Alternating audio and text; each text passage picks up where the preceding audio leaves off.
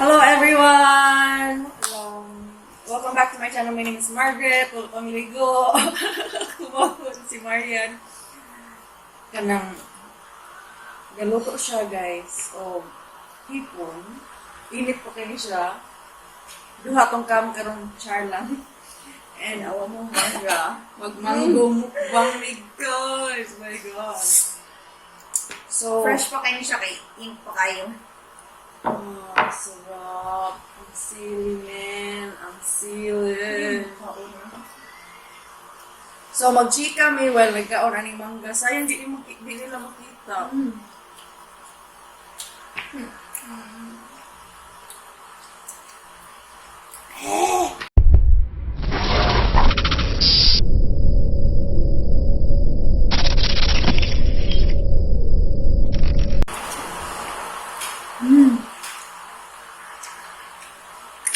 Ang mangga ito, ang baligya siya.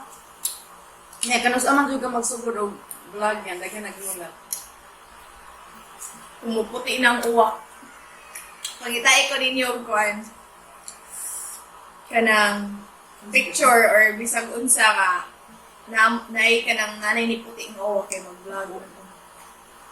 Nay, ni puti na kwak nit. Uwak ko mulahan. Wala kayong background noise. Charing. Kami baligya sa mga kilid-kilid basta mo pwede kag mangga, ang hipon, tag 5 niya. Usa ra ka kutsara nga, di pa dyan puno. Mas main ka mo magluto. Mas enjoy pa ninyo.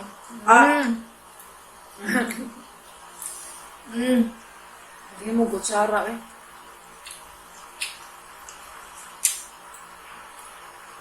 Ato rin ko buhat ito. Gamit lang.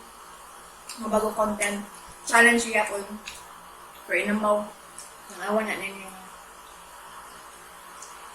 With weekends. Asa imong pinakalami ang mangga na tilawan yan? Kaya di ko kalimot ano eh. Pag high school na ako, high school, elementary, sa gawa sa among eskwelahan Southwest sa una kayo. Like, at banggit sa gate na yung mamaligya o mag-asawa sila, mamaligya mga prutas ba? Nga na sila yung ani baligya, bangga niya. Ingon ani nga slice, baka na galing makita ninyo sa UC, gawa sa UC, nga na nga style.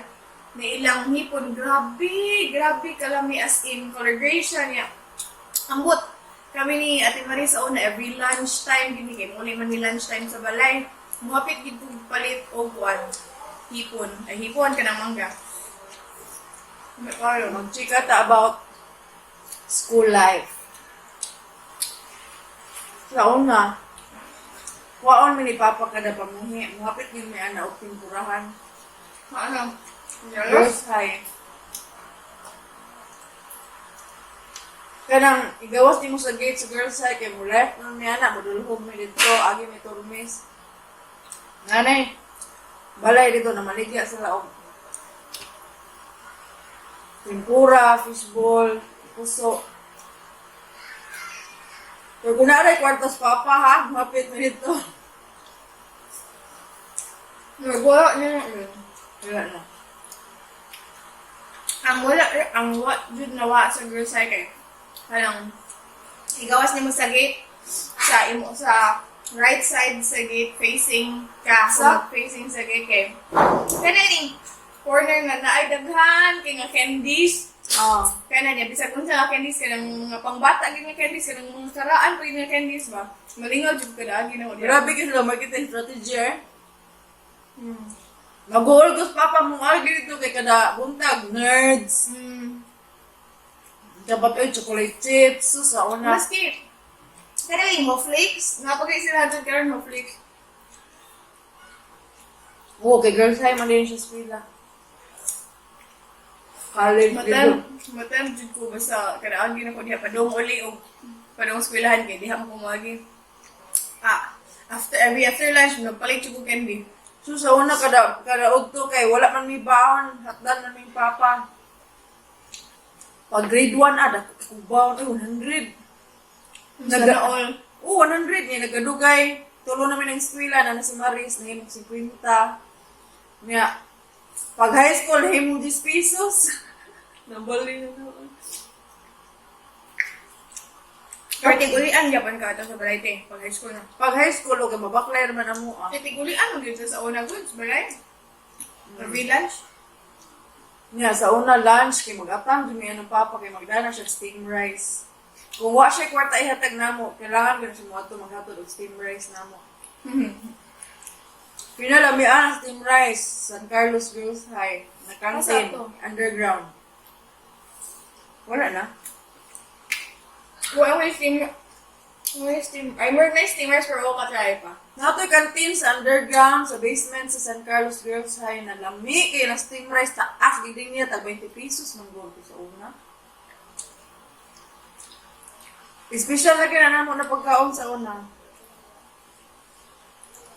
Tag 20 pesos. Shout out there sa canteen sa Girls High nga. Namaligya pa mo, ate?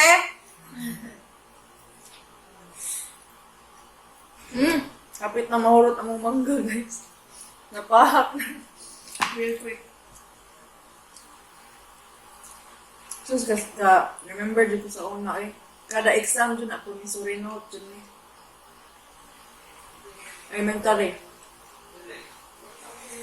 Mag-exam na, ang mga classmate, answer na ako taon, kakatang sa portahan. Buhat ni Papa, ito ako na sa registrar, nag-pirmag ko ni Surino.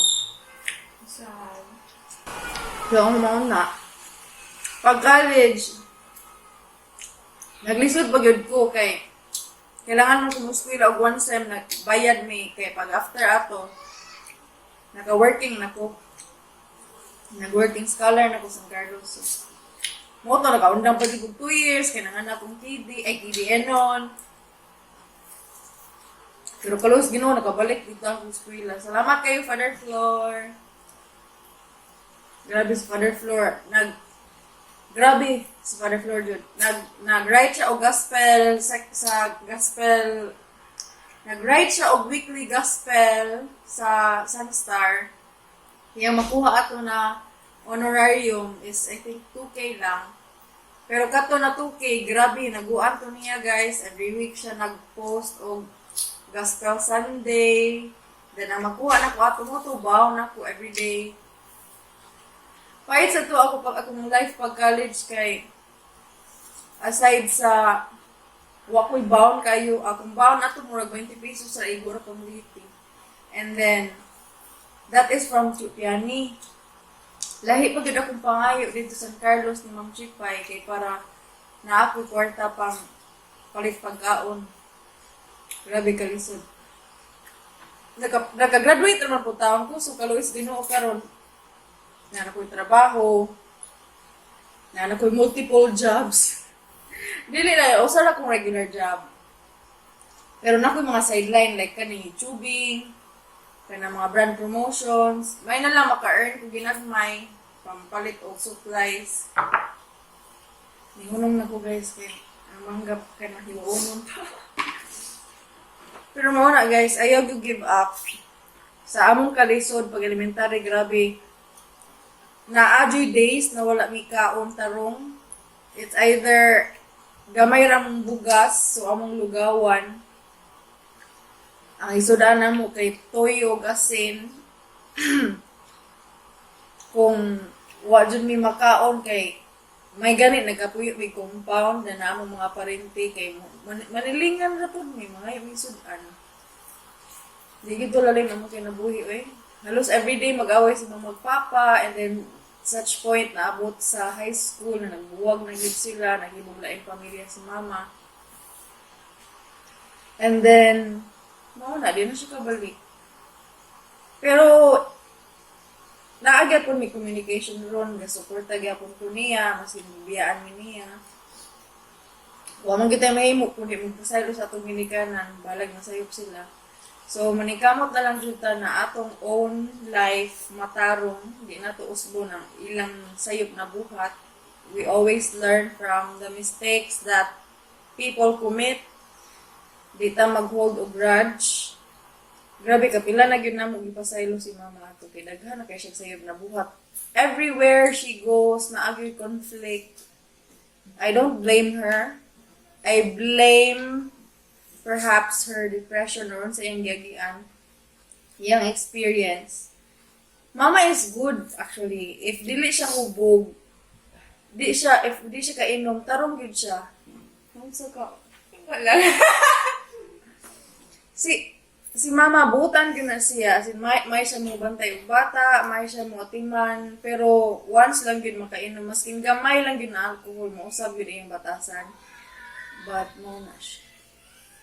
Si Papa never left us, although naagad siya yung mga pagkuwang. Di gyud ta ka limod, di gyud na to ikalimod na naagad pagkuwang ang parents. But dili po na siya reason na imo silang biyaan pasagdan in times na nagkalisod sila. Guys! Kinuha ko nuhay ang kamera pero usara kong i-focus. So mo to, although nagkalisod me from elementary, high school, sa mga college, it's never a reason to give up. Pasalamat lang yung Miss Ginoo na wag gid mi biyai sa in times na nagkalisod me. Either naagi friend mo tabang, na ay relative na mo reach out. So, grasyahan gyapon mi guys, bahalag nagkalisod mi. So kamo, if nagkalisod mo ron, ayaw tanong mo give up because waabot na dyan ang panahon na makalingkawas mo. Karon, I'm working, supporting the family. But nagi times na makuha ng budget. So, hinaot mo sabot agad ang mga tao na atong gisuportaan na dili kanunay daghang kwarta. Okay, of course we have bills to pay. Ano sa Hipon, Marianne? uy, ihalang ang hipon. Ayaw nila pa yung liso kaya ito na lubong bloopers kay kusa. So muna guys, nagkalisod na karon. Pero dili gyud na rason na muundang maghikog mawadaan og paglaom kay makalingkawas naman jud tayo pohon pero we just don't know when. So dako kay tabang ang prayer. I met my prayer group this quarantine and I'm really happy na I met May, Ann, Shan, and Aline. Excuse that those Marianne. Mona, so we started off with a mukbang, now ending with a life lesson.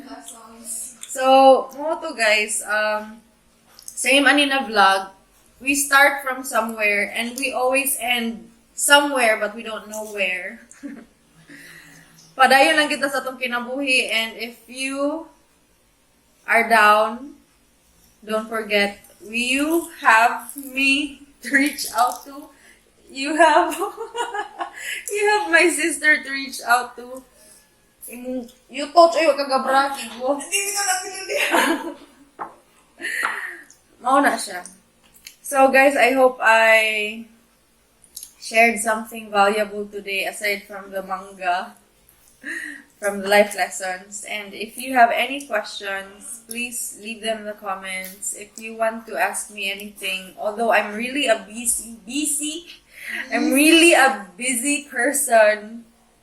I work whole day. I also have kids. Work. I have kids and then I also have to do or create content for my YouTube channel. But if you have any problems, ay lang sa ng financial kay kalisod gitaron. I cannot really give you financial, but I can give you advices on how you can earn this pandemic. Naunsa nag-TikTok naman usas ang kilid. Oy. So muna guys, I won't make this too long. I'll just stop here in the 15th minute. If you like this video and learned something from it, please do leave a like. Pasensya po ako ligo. Again, new normal is gabi na may mga ligo. So bear with it. And if you have any questions, leave them in the comments. And if you want to show your support to my channel, please do subscribe and also tap on the notification bell so that you will be aware of new uploads. So thank you so much for watching this mukbang turned into a life lesson vlog with my sister Marianne. I hope you subscribe to her channel because she will be creating one soon.